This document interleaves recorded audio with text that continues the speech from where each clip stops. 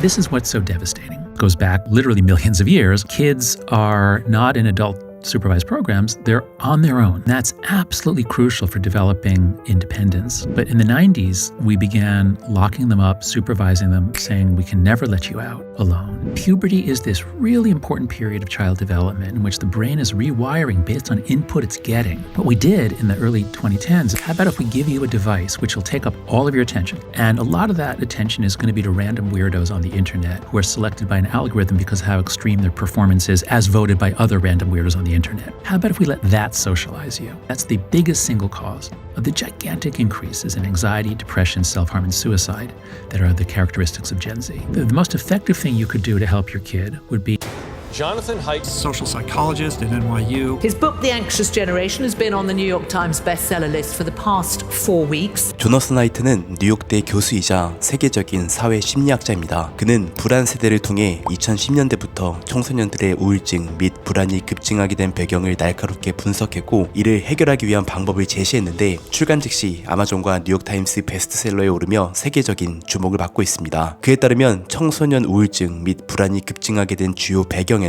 자녀에 대한 과잉 보호와 스마트폰이 있다고 합니다. 이게 왜 문제가 되는 것이며 어떻게 해결해야 할까요? 그럼 바로 시작하겠습니다. 위의 표는 미국 10대의 주요 우울증 비율, 미국 대학생의 정신질환 비율, 그리고 통신기술의 채택 시기를 나타낸 것입니다. 음영 표시된 2010년에서 2015년 사이를 기점으로 우울증, 정신질환, 그리고 소셜미디어, 스마트폰 사용 비율이 높아진 것을 확인할 수 있습니다. 하지만 단순히 이 시기부터 특정 문제가 발생했다고 간단히 결론을 내려서는 안 됩니다. 이 시기는 과거부터 쌓여온 문제가 폭발한 시점으로 봐야 합니다. 문제의 본질을 정확히 이해하기 위해서는 1980년대까지 거슬러 올라가야 합니다. 영국의 사회학자 프랭크 프레디는 이렇게 말합니다. 모든 문화에서 그리고 역사 전체를 통해 어머니와 아버지는 자녀에게 문제가 생기면 다른 어른들이 도울 거라는 가정하에서 행동했습니다. 많은 사회와 어른들은 공공장소에서 잘못된 행동을 하는 남의 아이를 꾸짖는 것이 의무라고 생각했습니다. 하지만 1980년대와 1990년대에 TV 보급이 보편화되었고 뉴스에서는 아동학대, 성범죄, 사고 등의 소식이 자주 보도되곤 했습니다. 물론 이러한 뉴스 보도는 각종 범죄를 줄이고 아이들이 안전하게 자랄 수 있는 여러 사회적 기반을 마련하는데 긍정적인 작용을 했습니다. 각종 통계 및 지표를 살펴보면 아이들은 공공장소에서 범죄와 여러 위험으로부터 더 안전해졌습니다. 실질적인 상황은 점차 나아졌지만 부모의 심리적 상황은 이와는 반대로 계속 악화되었습니다. 그 부작용 중 하나로 아이들을 보호자 없이 다른 어른과 함께 남겨두어서는 안 된다는 정서가 일반화되었습니다. 동시에 어른들 또한 이에 상응하는 메시지를 내면화했습니다. 남의 아이에게 다가가지 마라, 잘못된 행동을 하더라도 나무라지 마라 등이 그것입니다. 이렇게 1990년대에 두려움에 사로잡힌 양육 방식이 증가했고 아이에 대한 감시와 통제가 점차 강화되었습니다. 아이가 어딜 가나 주변의 부모님이 맴돌게 되었고 놀이터도 아이가 다칠 수 있는 요소를 최대한 줄이는 방향으로 재설계되었습니다. 인류사를 돌아보면 아이는 자율적인 환경에서 또래 친구들과 여러 모험과 도전을 하며 많은 것을 배워왔습니다. 하지만 과잉보호가 일상화되자 그러한 기회가 많이 사라지게 되었습니다. 그리고 이를 더욱 악화시킨 것은 스마트폰의 출현입니다. 2007년 6월 스티브 잡스가 최초의 아이폰을 발표하면서 스마트폰 시대를 열었습니다. TV나 컴퓨터가 특정 장소에서만 사용할 수 있었던 것과 달리 스마트폰은 장소에 상관없이 24시간 가상세계에 접근할 수 있는 환경을 만들었습니다. 또한 아이들은 자극적인 게임, 폭력적인 컨텐츠 및 포르노 등에 손쉽게 노출되었습니다. 현실 세계에서 아이들에 대한 과잉보호가 계속 유지되는 가운데 가상세계에서는 아이들이 이러한 컨텐츠에 무방비로 노출되며 과소보호되는 기이한 상황이 발생했습니다. 온라인에 자극적이고 도파민을 분출하는 컨텐츠에 노출이 된 아이들은 현실 세계의 요소들에 점차 흥미를 잃고 더욱 온라인 세계에 빠져들게 되었습니다. 하이트 박사는 현실 세계의 과잉보호와 가상세계의 과소보호가 오늘날 청소년들이 우울증 및 불안을 겪는 핵심이라고 지적합니다. 왜 이 현상이 그토록 문제이며 아이들에게 어떤 영향을 미치는 것일까요? 하이트 박사는 그 답을 인간의 두 가지 기본 사고방식에서 찾습니다. 인간은 발견 모드와 방어 모드라는 두 가지 기본 사고방식을 가지고 살아갑니다. 발견 모드로 살아가는 아이는 더 행복하고 사회성도 더 높으며 새로운 경험에 더 열린 태도를 보입니다. 반면에 대부분의 시간을 방어 모드로 보내는 아이는 배우는 것도 적고 성장도 느립니다. 또한 더 방어적이고 더 불안해합니다. 현실 세계의 가상세계의 과잉보호와 가상세계의 과소보호는 오늘날 수많은 청소년들이 방어 모드가 되는데 큰 영향을 미쳤습니다. 하이트 교수는 아이들이 발견 모드로 성장하기 위해서는 안티프레지 능력을 키워야 한다고 주장합니다. 안티프레지 능력은 충격이나 스트레스 등의 외부 요인에 노출될 때 더 강해지는 능력입니다. 대표적인 안티프레지 사례로 면역계를 들 수 있습니다. 어린아이는 먼지와 기생충 그리고 세균에 노출되면서 면역계를 발달시킵니다. 완벽한 위생 속에서 아이를 키우려고 하면 면역계의 발달을 차단함으로써 오히려 아이에게 해를 끼칩니다. 아이를 나쁜 영향과 부정적 감정으로부터 보호하고 만족스러운 환경 속에서만 키우길 원한다면 비록 좋은 의도라 할지라도 실제로는 아이에게 해를 끼칠 수 있습니다. 여러 연구에서 아이를 응석바지로 키우는 방식이나 헬리콥터 양육은 훗날의 불안장애와 낮은 자기 효능감, 대학교 생활 적응의 어려움과 상관관계가 있다는 사실이 드러났습니다. 하이트 교수는 아이의 안티프레지 능력을 키우고 발견 모드를 유지하기 위해 위험한 놀이를 추천합니다. 위험한 놀이는 신체적 부상의 위험을 감수하면서 스릴과 도전을 경험하는 놀이입니다. 대표적으로 스케이트보드 타기, 친구들과 정글짐에서 놀기 등이 있습니다. 아이는 놀이 활동을 통해 눈앞에 닥친 위험을 판단하고 위험이 닥쳤을 때 적절한 행동을 취하는 능력을 포함해 다양한 능력을 발달시킵니다. 놀다가 조금 다친다 하더라도 대개는 어른을 부르지 않고도 충분히 대처할 수 있다는 것도 배우게 됩니다. 또한 술래잡기, 땅 따먹기, 얼음땡 등의 자유놀이를 통해 친구들과 규칙을 만들고 이를 지키며 사회활동도 배우게 됩니다. 다투기도 화해하기도 하며 서로의 감정에 대해 이해하고 양보와 배려하는 법을 배우게 됩니다. 여기서 한 가지 궁금증이 생길 수 있습니다. 온라인에서의 다양한 경험을 통해서도 아이가 발견 모드를 유지하며 성장할 수 있진 않을까 하는 궁금증일 것입니다. 하이트 교수는 온라인 공간과 오프라인 공간의 특성 및 질서는 엄연히 다르며 사람의 아동기는 현실 세계에서 진화해왔기 때문에 오프라인 공간에서의 활동과 상호작용이 중요하다고 강조합니다. 또한 온라인 공간의 소셜미디어, 게임, 포르노 등이 아이들의 정서에 부정적인 영향을 미친다고 말합니다. 이것들은 성별에 따라 다른 양상을 나타냅니다. 여자아이들은 소셜미디어의 유해성에 더 취약하며 남자아이들은 게임과 포르노에 더 취약합니다. 먼저 여자아이들의 경우부터 살펴보겠습니다. 위 그래프는 영국에서 인스타그램, 페이스북 등 소셜미디어 사용 수준과 비교한 우울증 발생 비율입니다. 남자아이에 비해 여자아이가 우울증 발생 비율이 확연히 높다는 것을 확인할 수 있습니다. 이러한 차이는 많은 상관 연구에서 일관되게 나타납니다. 여자아이가 남자아이에 비해 소셜미디어의 유해성에 취약한 4가지 이유가 있습니다. 여자아이는 시각적 사회 비교와 완벽주의에 더 큰 영향을 받으며 공격성이 더 관계적이고 감정과 장애를 더 쉽게 공유하며 약탈과 괴롭힘에 더 취약합니다. 그리고 소셜미디어는 이 4가지 요소들을 증폭시키는 역할을 합니다. 소셜미디어는 자신의 모습을 불특정 다수에게 계속 평가받게 만들며 나 또한 남을 평가하게 만들고 나보다 더 예쁘고 더 잘나가는 인플루언서들을 끊임없이 노출시킵니다. 여자아이들은 보통 싸울 때 관계를 망가뜨리는 방식을 사용합니다. 그래서 소문을 퍼뜨리고 그 아이의 친구들을 돌아서게 만들고 그 아이가 지닌 친구로서의 가치를 떨어뜨립니다. 소셜미디어는 관계적 공격성을 너무나 쉽게 드러낼 수 있도록 만들었습니다. 감정은 전염성이 있는데 소셜미디어 게시물을 통해 퍼져나가는 행복, 우울감 등의 여러 감정은 그걸 보는 사람에게 영향을 미칩니다. 특히 우울증은 행복이나 좋은 정신건강보다 전염성이 훨씬 강하며 특히 여성에게 큰 영향을 미칩니다. 또한 가상세계에서 일부 남성들은 여성에게 접근하고 스토킹하는 것뿐만 아니라 자신의 성기를 보여주거나 나체 사진을 요구하는 등의 성범죄를 저지릅니다. 소셜미디어의 이러한 부작용들은 여자아이들을 발견 모드에서 방어 모드로 전환하게 만들며 그 영향력 또한 매우 강합니다. 남자아이들은 경우가 조금 다릅니다. 위 그래프는 미국 고등학교를 졸업한 학생들 중에서 인생에서 성공할 확률이 높지 않다고 생각하는 비율을 나타낸 것입니다. 남학생이 여학생보다 더 높고 장기간 우상향하는 경향을 보입니다. 하이트 교수는 이렇게 해석합니다. 1980년대와 1990년대에 안전지상주의가 부상한 것은 여자아이보다 남자아이에게 더 큰 타격을 주었습니다. 남자아이는 더 거친 놀이와 위험한 놀이를 하면서 자라기 때문입니다. 또한 2000년대 후반 온라인 게임의 보편화와 2010년대 초반 스마트폰의 대중화는 남자아이들이 현실 세계에서의 상호작용에서 멀어지게 하는데 결정적인 역할을 했습니다. 남자아이들은 가상세계에서 게임을 하거나 포르노 시청을 하는 등의 비율이 높아졌으며 이러한 가상세계의 재미는 현실 세계의 흥미를 떨어뜨렸습니다. 정신의학계는 오랫동안 히키코모리를 일본만의 특유한 현상으로 취급했습니다. 하지만 최근에는 한국과 미국 등 여러 나라에서도 일부 젊은 남성들이 히키코모리와 같은 행동을 보이고 있습니다. 2000년대 후반과 2010년대 초반에 미국 남자아이들의 우울증, 불안, 자해, 자살 비율이 증가하기 시작했으며 서구 세계 전반에 걸쳐 남자아이들의 정신건강이 우려스러울 정도로 나빠지기 시작했습니다. 그렇다면 오랜 기간 누적되어 온 이 복합적인 문제를 해결하기 위해서는 어떻게 해야 할까요? 정부, 정부, 테크회사, 학교 등 다양한 주체가 이를 해결하기 위해 노력해야겠지만 가정에서부터 지금 당장 실천할 수 있는 방법들이 있습니다. 해결 방법은 간단합니다. 아이들이 현실 세계에서 더 많은